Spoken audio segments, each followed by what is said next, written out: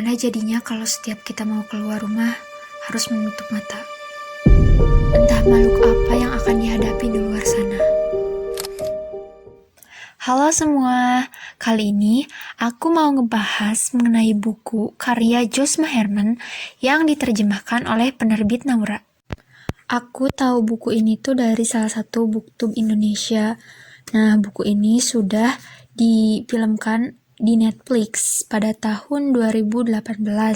Buku ini pertama kali diterbitkan di Inggris pada tanggal 27 Maret 2014 dan diterjemahkan oleh penerbit Naura pada tahun 2019. Penulis ini sangat handal dalam membawa atau menyedot pembaca ke dalam ceritanya, dimana aku tuh ngerasa kayak nonton film, walaupun aku tuh belum nonton filmnya. Rangkaian kalimat di buku ini tuh membuat aku ngebayangin gimana rupa-rupa orang yang ada di dalam novel ini. Terus gimana kengerian yang mereka rasakan saat kejadian-kejadian yang aneh itu muncul. Novel ini bermula dengan seorang wanita bernama Mallory yang tinggal di sebuah rumah kos dekat Detroit dengan 2 anak kecil. Mallory ini tidak pernah melihat keluar selama 4 tahun. Anak-anaknya pun tidak pernah. Tapi dia bersiap untuk naik perahu dayung dan membawa anak-anak dalam perjalanan menyusuri sungai yang harus ditutup matanya. Kemana tujuan mereka dan mengapa?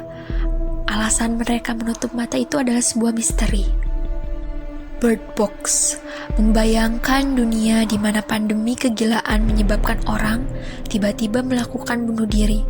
Apa yang mereka lihat? Tidak ada yang bisa mengatakan karena tidak ada yang selamat dari kontak tersebut. Bersembunyi di dalam ruangan adalah salah satu cara untuk berlindung. Novel ini mengungkap sedikit demi sedikit misteri yang terjadi dengan adegan-adegan yang mengejutkan yang semakin mengerikan karena misterinya. Mallory dan kedua anaknya, boy and girl, mendayung menyusuri sungai untuk menuju ke suatu tempat.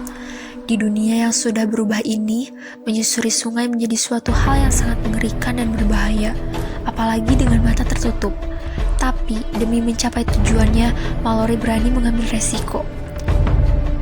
Mallory dan Shannon adalah adik kakak yang tinggal satu rumah.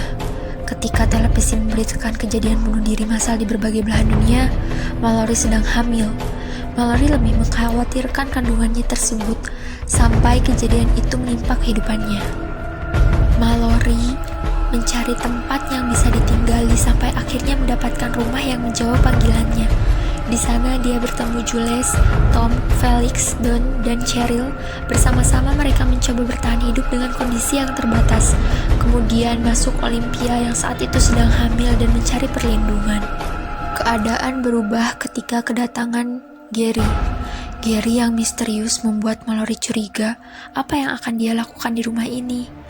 Kini Mallory dan kedua anaknya harus dapat bertahan hidup di sungai, bertahan hidup dari sesuatu yang tidak boleh mereka lihat. Nah, aku nih sebagai newbie dalam membaca buku novel ini tuh bagus banget, asli keren parah. Alur yang maju mundur juga menurutku sangat menarik. Sebagai pembaca pemula nih ya, ini tuh bikin gak ngebosenin, bikin mikir juga dan harus fokus baca ceritanya. Kalau enggak ya nanti malah melewatkan kejadian yang penting untuk bab selanjutnya. Jadi buku ini tuh benar-benar adiktif banget dan pengen baca terus bawaannya tuh.